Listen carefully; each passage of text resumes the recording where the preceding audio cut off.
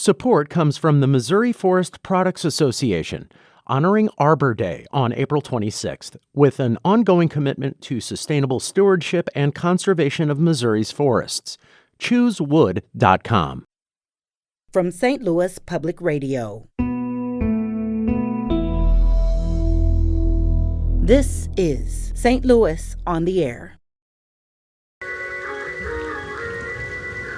Can the International Institute handle a wave this big? Primarily, I look at them as caseworkers to put the benefits in place for the families, $1,025 to use across a 90-day period.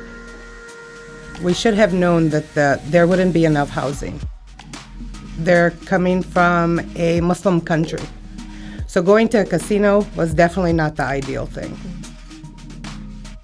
I am very happy that the St. Louis community has stepped out and stepped up that much and had given and donated this much items. But the problem is that those items had never been distributed. And he himself collected the goods because he knows, he kept saying over and over again, let's get these resources out to families. I'm Sarah Fensky. In the last 6 weeks, at least 312 Afghan refugees have made their way to St. Louis. They're part of a wave that could grow to 500 this year alone as the U.S. government clears Afghans for resettlement. But for some Afghans, St. Louis has felt like a hard landing. The International Institute is sponsoring the Afghans here, and they confirm that most are still living in hotels. Finding houses and apartments large enough for Afghan families has been difficult for them. And even some families with more permanent housing find themselves in less than ideal circumstances. Our own Kayla Drake visited Sayed Safiullah Abdali yesterday at his family's new apartment in the city's Dutchtown neighborhood. And despite a flood of donations to the International Institute after the fall of Kabul, she found Sayed's family in a grim apartment, using a blanket for a rug and a futon with no seat cushions. Sayed has 4 kids, and the 3 boys now share a bed with a bad mattress. For my kids, they're thinking about the home. They're hungry about the home. Home is no good, and kids doesn't have the beds, and the small kids also, because they're not usual with this area, with this society. They can't go outside, also outside cold, and they're, I think they're unhappy about this situation. Sayed said he'd already talked to his caseworker to find a different apartment for his family. But, he noted, his caseworker hasn't been nearly as responsive as a different, unrelated organization in town, House of Goods. That nonprofit was started by the Islamic Foundation of Greater St. Louis after the International Institute struggled to help a previous wave of Syrian refugees. Sayed told Kayla that House of Goods has come through in a big way. When we call, they are coming fast and on time, coming and bring the water, bring the pizza, bring the food, shoes. Yeah. So and the House of Goods were the ones who provided you with clothing and food. Yeah, everything. More so than the International Institute. Yeah, we are happy from the House of God.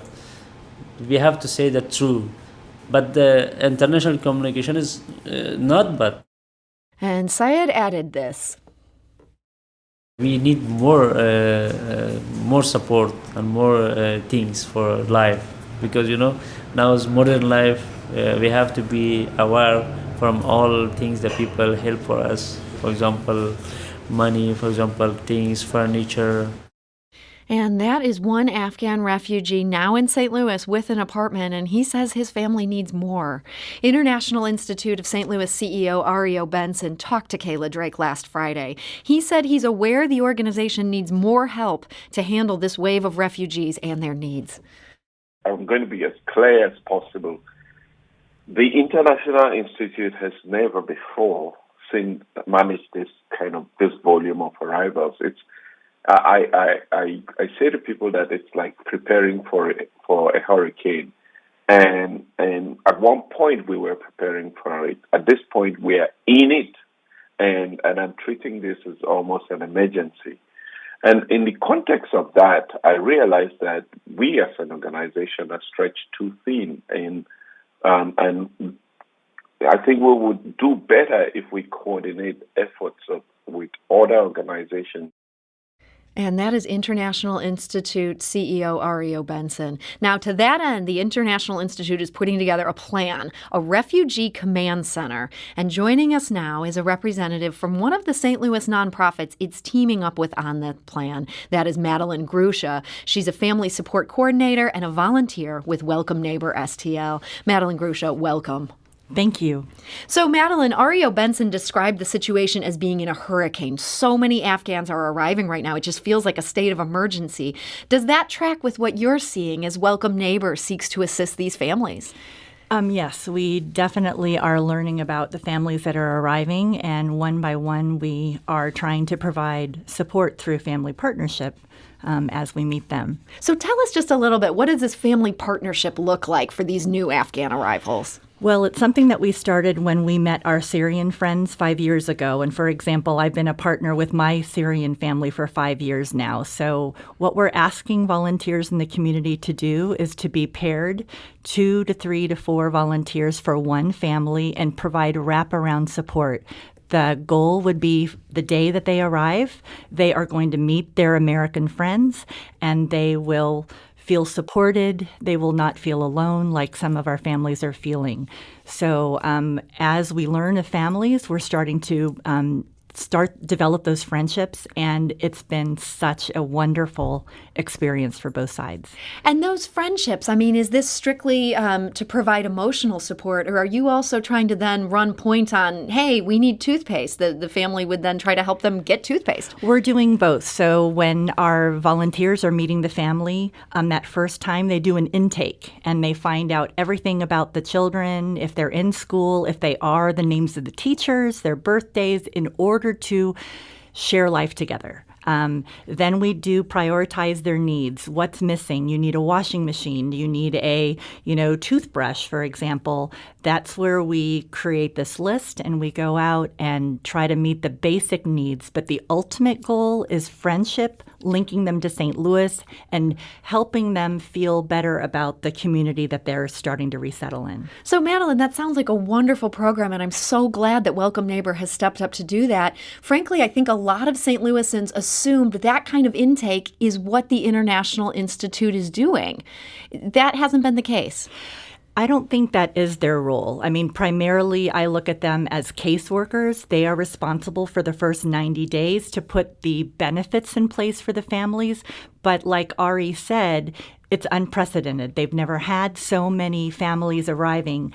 They have lost a staff. When Ari started in February, it just happens. When you have new leadership, people are going to leave. And they'd also lost a lot of funding during the Trump years because refugees, resettlements had just been stopped so dramatically. Completely stopped. Yeah. I mean, 7 countries that were primarily Muslim were not allowed in. Mm-hmm. And so now all of a sudden they're coming in because of the situation in Afghanistan, that everybody has to step up to the plate. And so Ari, I find extremely optimistic. He's from Cameroon. He is an immigrant himself, so he has such a clear understanding of what the feeling could be like when you're starting a new life in a new country. So in just a moment, we'll meet a representative of another organization stepping up to fill those gaps here. But real quickly, this Refugee Command Center, I know that this is still in its infancy.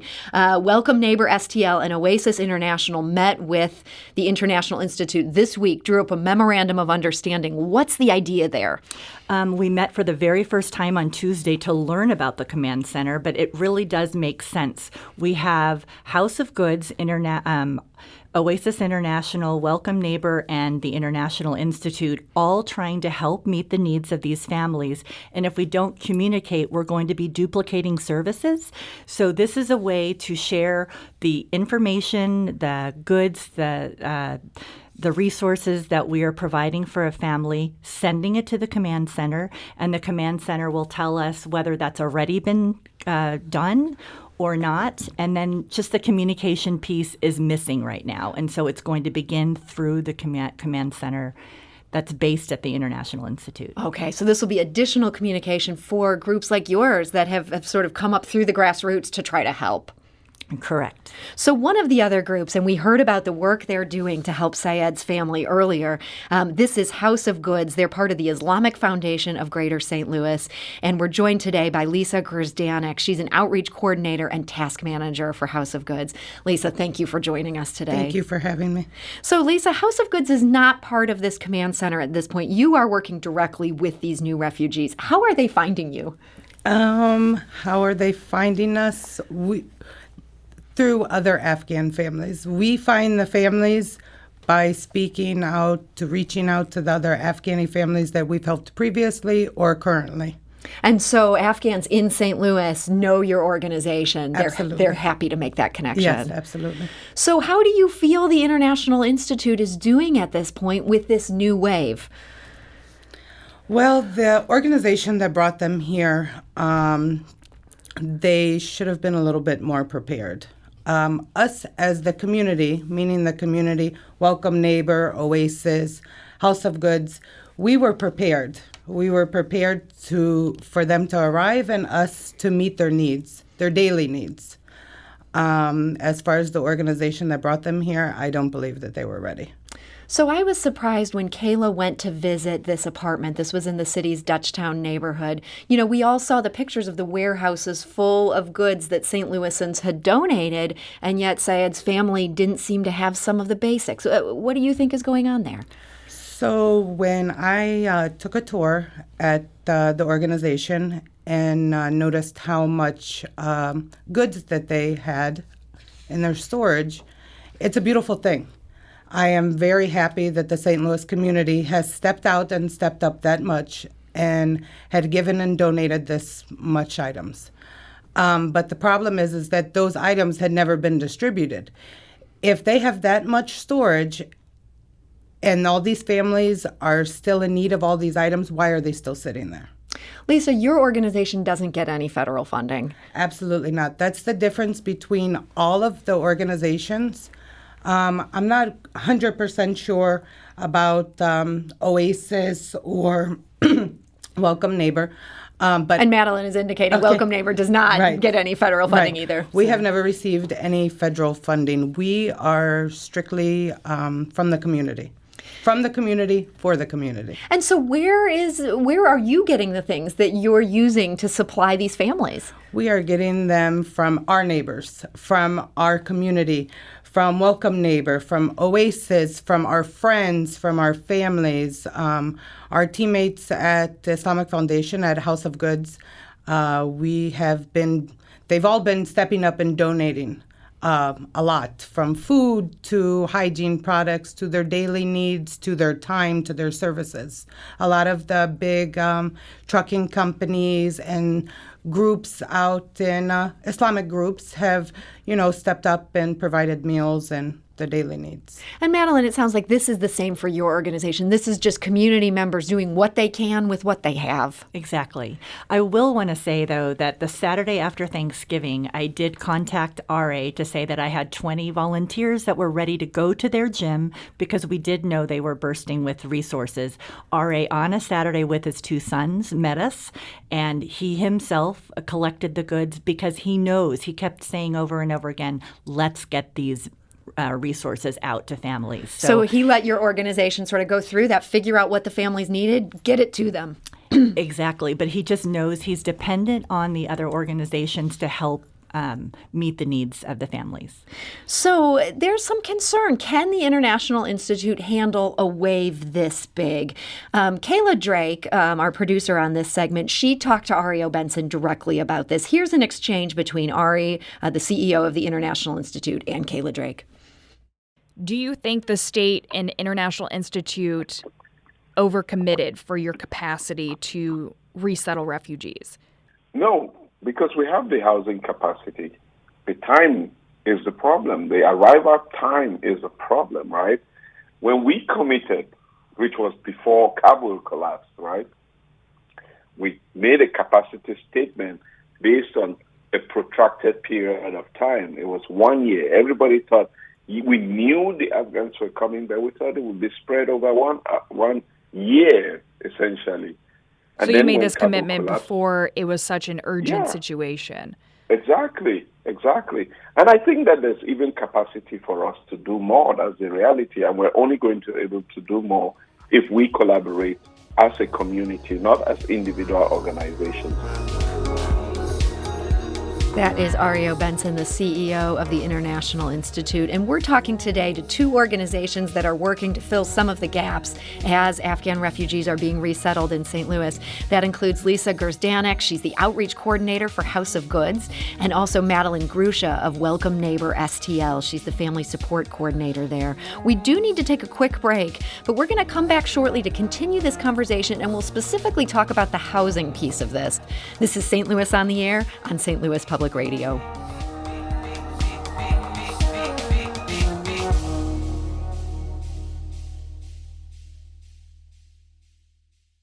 Support comes from the Missouri Forest Products Association, honoring Arbor Day on April 26th, with an ongoing commitment to sustainable stewardship and conservation of Missouri's forests. ChooseWood.com.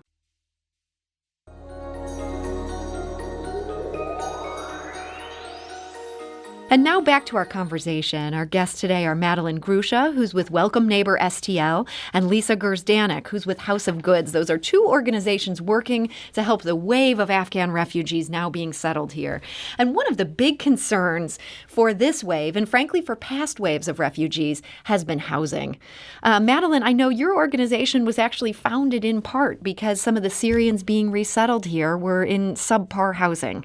These were situations where there were roaches and they were in an unsafe neighborhood. I know at this point a lot of people are still in hotels, but of those who've been settled in houses, do you feel like we're looking at better housing situations from what you've seen? The positive note to that is that the Hodiamont complex where the Institute was sending people, because it was affordable and they had more rooms for families, they are not using Hodiamont anymore. So that is a step in the right direction. I would think housing is going to be the largest concern and issue that our community has, because every family only receives $1,025 to use across a 90-day period per individual. But that's not a lot of money. It's not a lot of money when you use that for household goods and rent and utilities and food. It goes very quickly. So there is a lot of money, I think, flowing in that if we could possibly supplement some of that money so that we could branch families out into the county where there is more housing is an opinion or an idea that I had, but we really do need to focus more on housing. Lisa, do you have concerns about the housing situation at this point with what you're seeing with the 300 or so Afghans that are here? Well, I can say that the housing, which in the state of Missouri with no evictions and everything else, and with the holidays coming and they stop evictions at that time, we should have known better. We should have known that there wouldn't be enough housing. We worked with the Syrians when they arrived and they were in Hodiamont. We actually furnished every single one of their homes. I was there so many times that they thought I rented my own apartment there. But the apartments and the living conditions, we should have known better. So the International Institute says they are finding apartments, but they understand that they can't find them as fast as this wave is coming. And the CEO, that again is Ario Benson, and he came in just in February, starting as the CEO of this organization. He shared with our producer, Kayla Drake, about trying to find a solution to this. We've had so many meetings around this.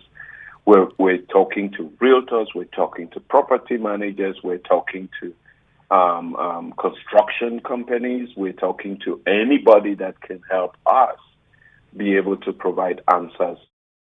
And Ari also shared this idea. If we could find a property management company that could give us in one location 20 to 30 apartments, that may be ideal for us, where we can collaborate with them to secure this for a 6-month or 1 year period, so that we can put in people there and move them out as needed.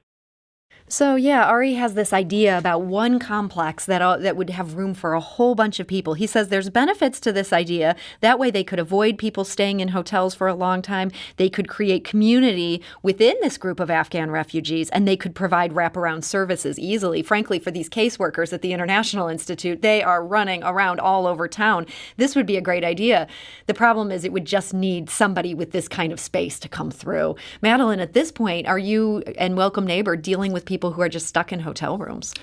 We personally are not working with the families in the hotels. Oasis has been wonderful about going there to try to match volunteers to support them. And I know that House of Goods have gone practically every single day to provide I was there yesterday. shoes and food into these hotel everything. rooms. Yes, I was there Right. yesterday at Extended Inn, visiting with the families, dropping off water, fruits, snacks for the children, visiting with the families, taking our time out and visiting with the families. So Ari O'Benson had originally told the Post-Dispatch they hoped to get people out of hotels in 3 to 5 days. When he talked to Kayla, he was saying he hoped to get people out within a month. That seems like a long time to be stuck in a hotel. And these are nice hotels. I don't want to get that wrong, but being in a hotel is hard. Are these families getting frustrated, Lisa?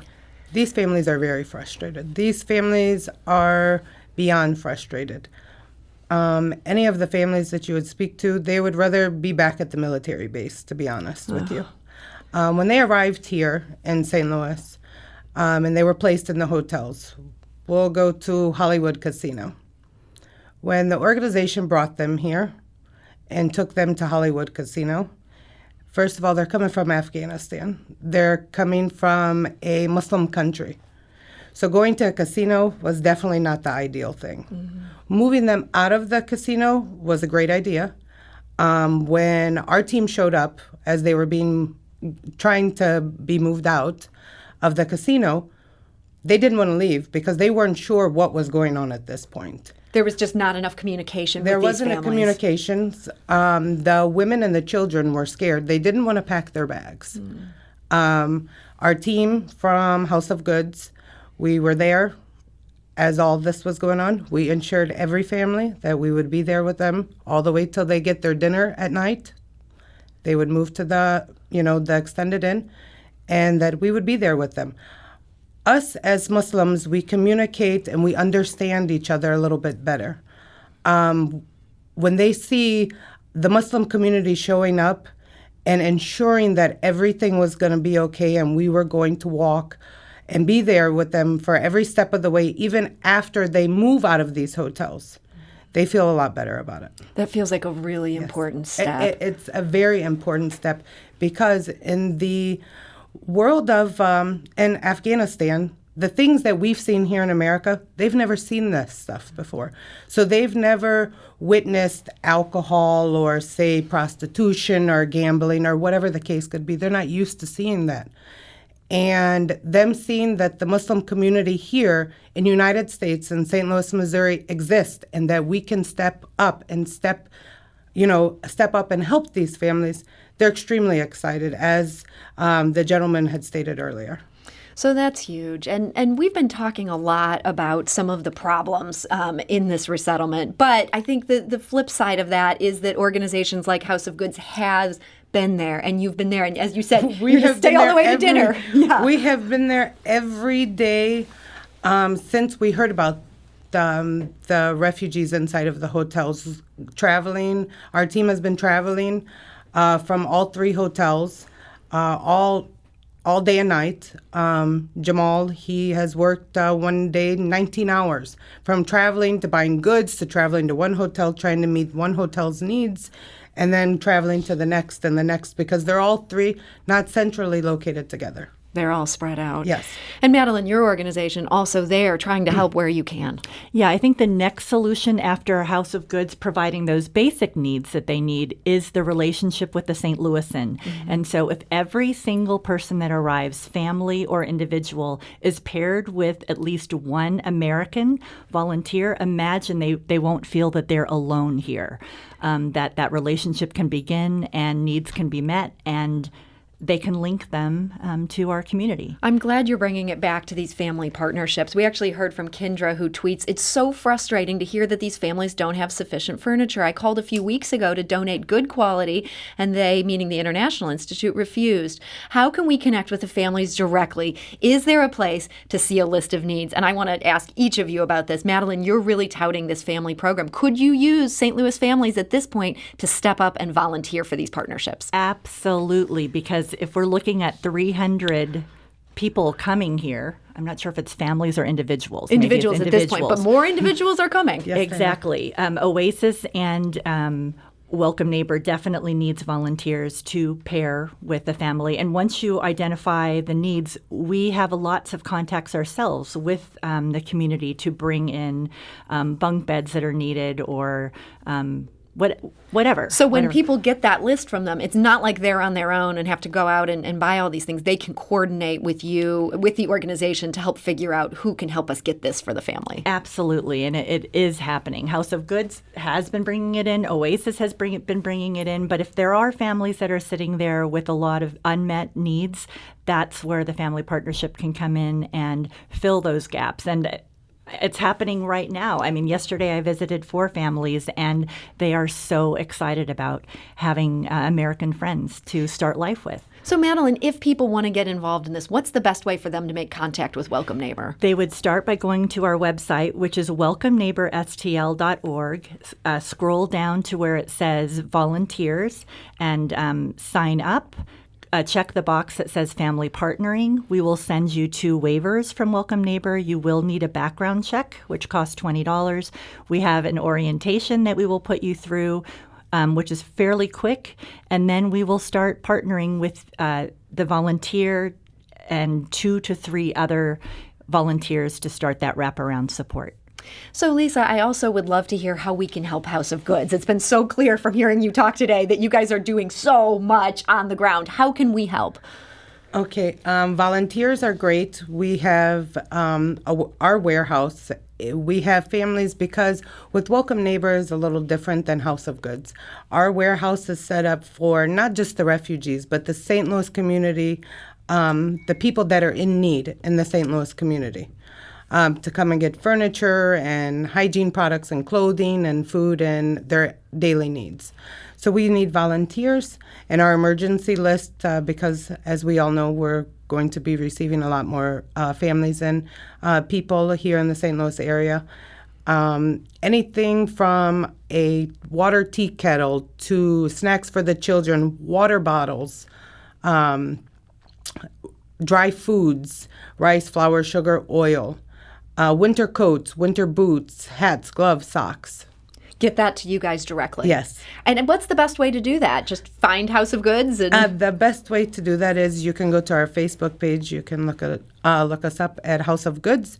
And then our address is 5911 Southwest Avenue. Okay, and we will get all that information onto, we have a post on our website right now about this conversation. We're going to update that after the show with all these details. I know there's a lot of St. Louisans who want to help, and we'll get that. That's on our website, stlonair.show. Something else we heard, Dennis was resettled in St. Louis as a refugee from Bosnia back in 1996, and he writes on Twitter, "People want to help but don't know how. Here is one important way. These kids will be in school with your kids. Tell your kids to be their champion and befriend them. Share the American culture with them and learn about theirs. Kids that did that for me are my best friends 25 years later." So it's not just about giving stuff, although that's very important and we want to encourage people to do that, but also these friendships. This is going to be huge for helping these people find their way in a new life. Exactly. I mean, 5 years ago, I met I won't say their name, but the Syrian family, and I can't let them go. I mean, we're friends now. Indefinitely. So that's the beauty of the friendship. So, Lisa, I want to bring it back to you in our final couple minutes here. This has been some very long days for you and for people at House of Goods, and this wave doesn't seem to be slowing anytime soon. How are you hanging in there with all these hours and so many families that seem to need things very urgently? First of all, thank God we have a large amount of volunteers, a very large community that has stepped up. Our team inside of our office, we all work around the clock. we work as a team. We communicate with one another, and when we find families that are in need, all we have to do is reach out on social media, and it will be done within minutes. People are responding that quickly. Absolutely. We needed shoes. I went on Black Friday. We went shoe shopping. As a whole nother team of volunteers, they had donations that were given. They went out and bought a whole lot of shoes, about 120 pairs of winter boots, and they went themselves and purchased all of these boots. So our community, I want to say thank you to our St. Louis community. The Muslim community has really helped out a whole lot, and St. Louis as the community as a whole, they've all stepped up and stepped out, and we're ready. So, Lisa, I know you've had some real frustrations with this overall situation, Yes. but it sounds like there are some things that you still feel good about this. Absolutely. I feel very good as long as we can all communicate. That's what we're lacking, communication. As Madeline explained earlier, is we have to communicate the partnerships within. We have to communicate what this family needs and what they already have. What's not a daily need and what's just a want. That's a difference. And as the families are arriving, we need to make sure that they feel welcomed and that they have what they need, their daily needs, food, drink, their clothing for their children and for themselves. Are you open to joining the Refugee Command Center? I am open, very open to joining the command center as long as the communication is there. The communication has to be there. That's lacked for a long time, even before this whole Afghans started arriving. This happened years ago. So this is nothing new, the lack of communication, but we have to start changing now. This is 2021. We'll be in 2022 very soon. We have to start with the change, and we have to start communicating properly. Well, Lisa Gersdanek, Outreach Coordinator and Task Manager for House of Goods, thank you.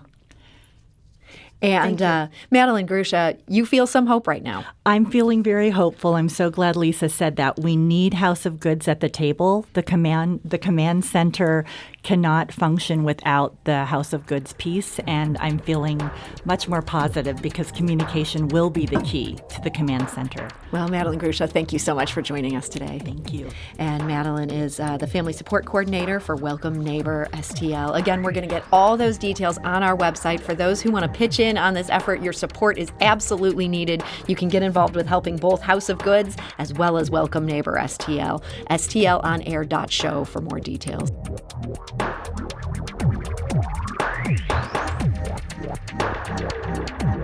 This episode was produced by Kayla Drake with audio engineering by Aaron Dorr and production assistance from Jane Mather-Glass. It was mixed and edited by Aaron.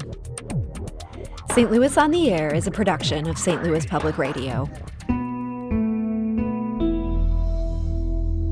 Understanding starts here.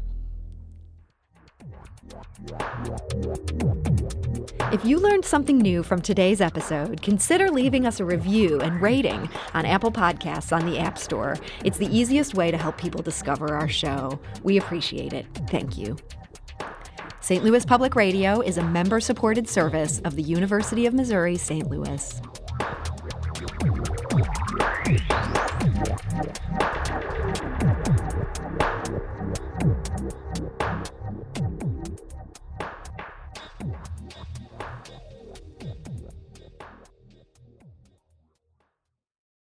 Support comes from the Missouri Forest Products Association, honoring Arbor Day on April 26th, with an ongoing commitment to sustainable stewardship and conservation of Missouri's forests.